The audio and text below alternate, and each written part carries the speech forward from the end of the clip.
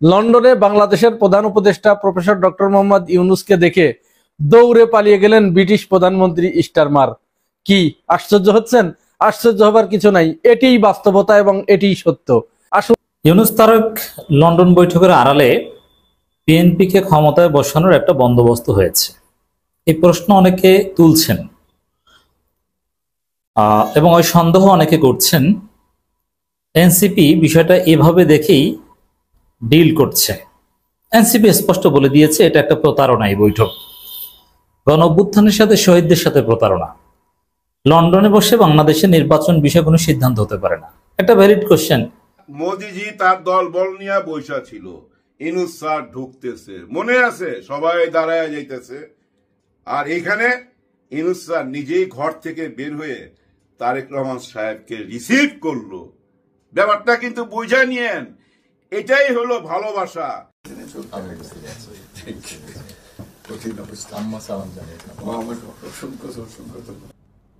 5 আগস্টের পর শেখ হাসিনার পতন এবং পালিয়ে যাওয়ার পর এক অভাবনীয় ঘটনা ঘটেছে বাংলাদেশে। এটা কোনো একদিন বাংলাদেশের ইতিহাসে আলোচিত হবে এবং যারা গণতন্ত্র নিয়ে কাজ করতে চান কোনো একদিন বাংলাদেশে যা হয়েছে গভীর গবেষণা করলে এটাও বেরিয়ে আসবে। সেটা হচ্ছে নির্বাচন চাওয়াটা একটা ডেমোক্রেটিক কান্ট্রিতে ক্রিমিনালাইজ করা হচ্ছে। মানে আমরা বলছি মুখে এটা গণতান্ত্রিক দেশ, কিন্তু কেউ নির্বাচনের কথা বললে তিনি অপরাধ করেছেন, তিনি অপরাধী। শুধু তাই না, তাকে ভয়ঙ্কর ট্যাগ, বিএনপির দালাল, বিএনপি নির্বাচন চায়, আওয়ামী লীগের নির্বাচনের কথা বলছে, আওয়ামী লীগের দালাল।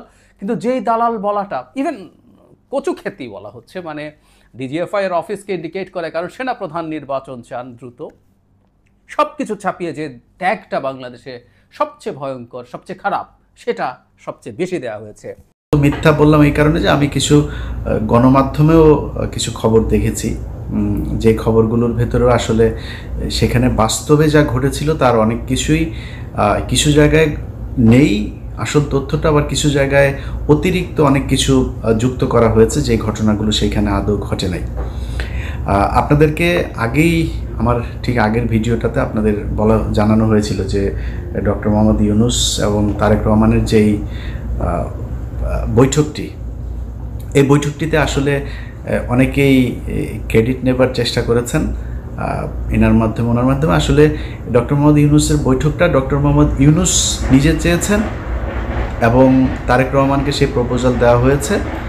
যথাযথ মাধ্যমে প্রপোজাল দেওয়ার পরে তারেক রহমান সেটাতে সম্মতি জানিয়েছেন, যে কারণে এই বৈঠকটা হয়েছে। এখানে কেউ তারেক রহমান বৈঠক করতে চান নাই, ডক্টর মোহাম্মদ ইউনূস প্রপোজাল দিতে চান নাই, আরেকজন এটা করে দিয়েছেন, এরকম বিশেষ করে দুইজনের নাম না বললেই না, ডক্টর আসিফ নজরুল এবং জনাব মনির হায়দার। তো তারেক রহমান এবং ডক্টর ইউনূসের বৈঠককে যে দুয়াশা কাটছেই না, বিভিন্ন রকমভাবে মানুষ মন্তব্য করছেন। আসলে কি সেই নির্বাচনটি ঈদের আগে হবে? আর যদি ঈদের আগে নির্বাচন হয় তাহলে বিচার কখন হবে? এই নিয়ে মানুষের মনে রয়েছে নানান রকম প্রশ্ন। এদিকে এনসি পার্টির বৈষম্য বিরোধী ছাত্র নেতাদের মনের ভিতর ক্ষোভ। যদি নির্বাচনের কথা বলতে হয় তাহলে বাংলাদেশে বসে কথা বলতে হবে। লন্ডনে গিয়ে কিংবা লন্ডনে বসে কিসের নির্বাচনের কথা বলছে? এই নিয়ে আজকের ভিডিওতে চাঞ্চল্যকর তথ্য রয়েছে। এই নির্বাচনটা কি বাংলাদেশের অধীনে হবে নাকি ভারতের ষড়যন্ত্রে নির্বাচন হবে?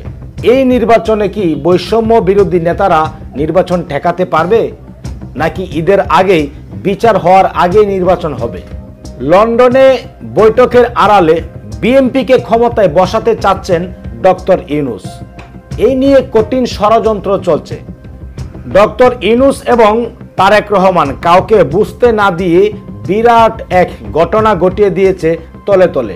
সবকিছু মিলিয়ে আজকের এই ভিডিওতে খুবই গুরুত্বপূর্ণ পয়েন্ট রয়েছে, অবশ্যই ধৈর্য ধরে সম্পূর্ণ তথ্যটি জানুন। ইতিমধ্যেই ভিডিও শুরুতেই যে বিশেষ অংশগুলো দেখিয়ে আজকের এই ভিডিও শুরু করেছি, সম্পূর্ণ ভিডিওটি থাকছে এই ভিডিওতে প্রমাণ সহকারে। কে কোন জেলা থেকে আজকে আমাদের এই ভিডিওটি দেখছেন অবশ্যই কমেন্টসের মাধ্যমে জানিয়ে দিন। দয়া করে আজকের এই ভিডিওটি আপনার সোশ্যাল মিডিয়াতে বন্ধু বান্ধবদের সাথে শেয়ার করে দিন। চ্যানেলে যদি নতুন হয়ে থাকেন প্রতিনিয়ত সবার আগে আপডেট নিউজগুলো পেতে আমাদের এই চ্যানেলটি সাবস্ক্রাইব করে রাখুন ও একটি লাইক দিয়ে দেখতে থাকুন সম্পূর্ণ ভিডিওটি। তবে লন্ডনে বসে কেন? বাংলাদেশ কি ভাঙলে নিচ্ছে? এরপরে অনিবার্যভাবে প্রশ্ন আসে যে বিএনপি তাদের অফিসিয়াল ফেসবুক পেজে প্রচারণা চালাচ্ছে যে ঐক্যমত হয়েছে রোজার আগে নির্বাচনের। যদিও আমি বারবার বলেছি যে রোজার আগে নির্বাচন হবে এটা নিশ্চিতভাবে বলা হয়নি, কন্ডিশনাল বলা হয়েছে, করা যেতে পারে। কিন্তু বিএনপি বলছে ঐক্যমত হয়েছে।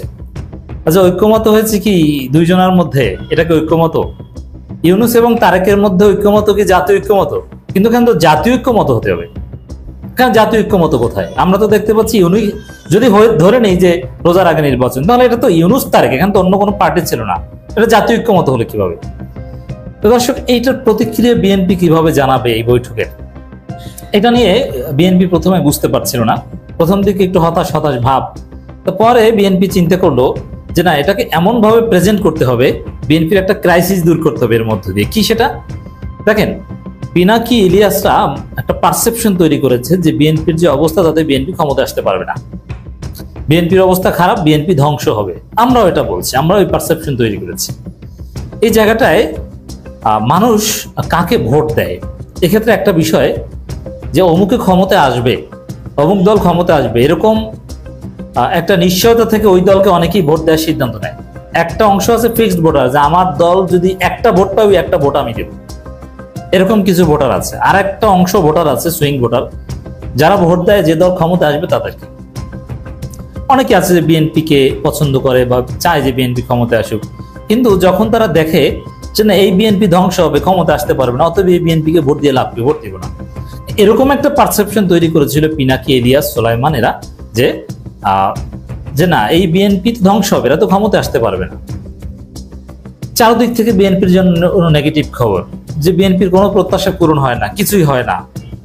এখন এই যে পারসেপশন, এটা পরিবর্তন করার একটা মোক্ষম হাতিয়ার হিসেবে নিয়েছে বিএনপি এই ইউনূস তারেক বৈঠক।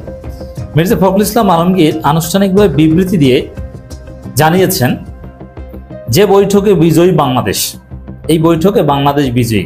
বিএনপির অ্যাক্টিভিস্টরা বলছে, যারা বলেছিলা যে স্যার 5 বছর চাই, তারা এখন কোথায়? মানে তারা বিষয়টা এইভাবে প্রেজেন্ট করছে যে ইউনূস তারেক সমঝোতা হয়েছে, বিএনপিকে ক্ষমতায় দিয়ে দিবে, বিরোধী দল কি হবে এটা নিয়ে এখন ইখতিলাফ আছে, এটা নিয়ে জামাত এনসিপির মধ্যে টানাটানি হতে পারে, কিন্তু ক্ষমতায় বিএনপিকে বসিয়ে দিচ্ছে ইউনূস। এর মধ্যে দিয়ে ইউনূস এখন সেফ এক্সিট নিবে। প্রমাণ কি? দেখেন, যে ইউনূসকে 2 দিন আগে গালাগালি করলো যে তিনি নিরপেক্ষতা হারিয়েছে, তিনি পদত্যাগের নাটক করে, কত কিছু অসম্মানজনক কথা, এখন সেই ইউনূসকে বলছে বিএনপি যে তিনি অত্যন্ত দূরদর্শী, খুব ভালো। এর মানে একটা সমঝোতা হয়েছে, বিএনপি ক্ষমতায় বসিয়ে দেবে, যার বিনিময়ে ইউনূসের সেফ এক্সিট।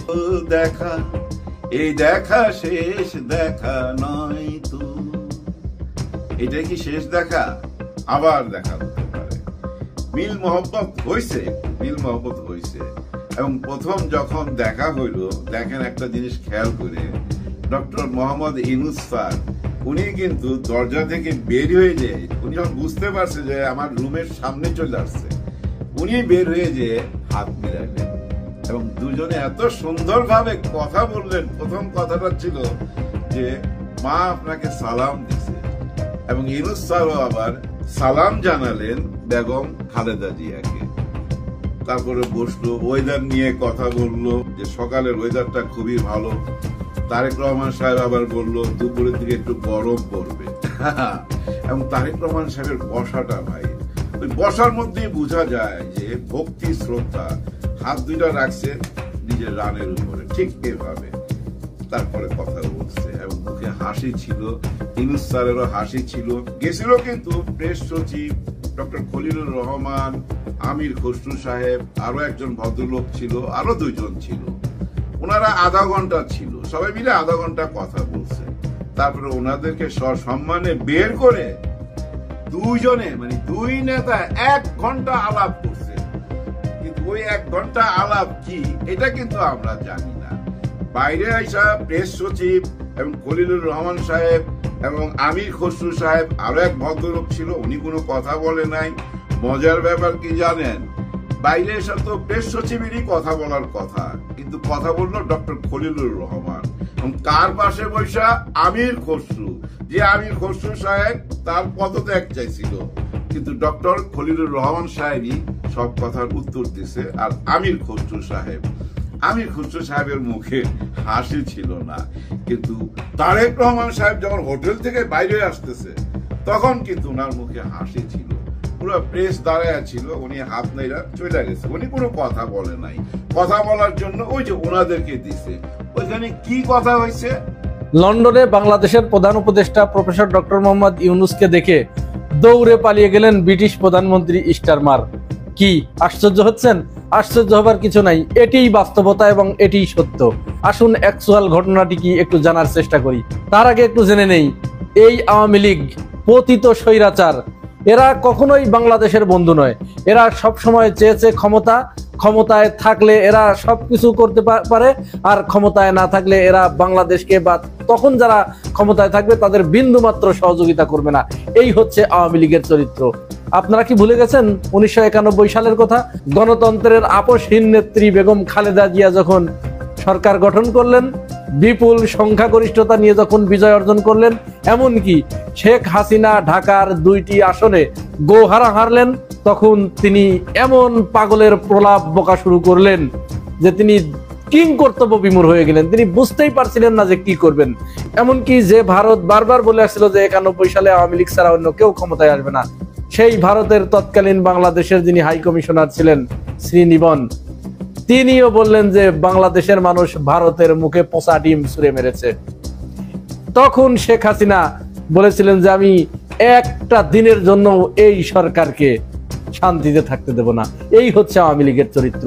এবারে সুপ্রিয় ভিউয়ার্স, আপনারা সেই ভিডিওটি দেখতে পারলেন। সেই ভিডিওটি দেখার পর যদি আপনার মনে কোনো মন্তব্য থাকে অবশ্যই কমেন্টসের মাধ্যমে জানিয়ে দিন। দয়া করে আজকের এই ভিডিওটি আপনার সোশ্যাল মিডিয়াতে শেয়ার করে দিন। সবাই ভালো থাকুন, সুস্থ থাকুন। দেখা হবে আবারও পরবর্তী নতুন একটি আপডেট নিউজ দিয়ে। আল্লাহ হাফেজ। বাংলাদেশ জিন্দাবাদ।